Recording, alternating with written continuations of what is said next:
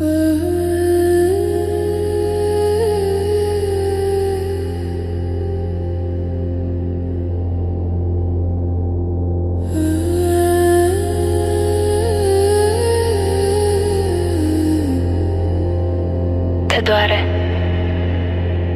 doare capul. Mai că cine s-a uitat la tine? Cine te-a mirat?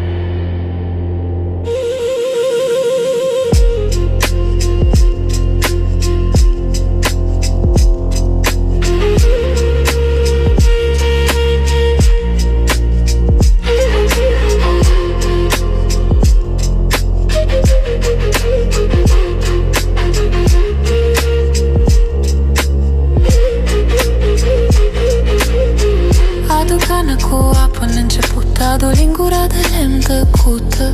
Focul arde în sobă, cărbunele e roșu. Cineva te-a ochiat, ți-a stricat rostul.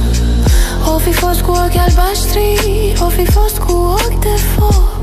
Nu contează, acum le stingem pe loc. Stai cu minte pe scaun, închide ochii. Să iasă răul, să plece stricoi. Sting cărbunele, sting doare, să se ducă la cine a dat-o. Să-i sece puterea, să rămâi curat, luminat, ca argintul strecurat. Fugi de ochi, dintre ochi, dintre gene, dintre sprâncene.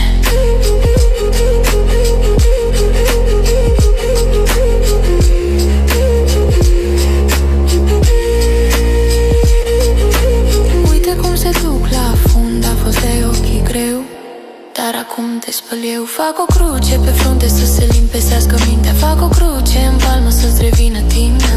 Bea o gură maică și aruncă restul peste prag. Să se ducă unde cocoșul nu cântă, unde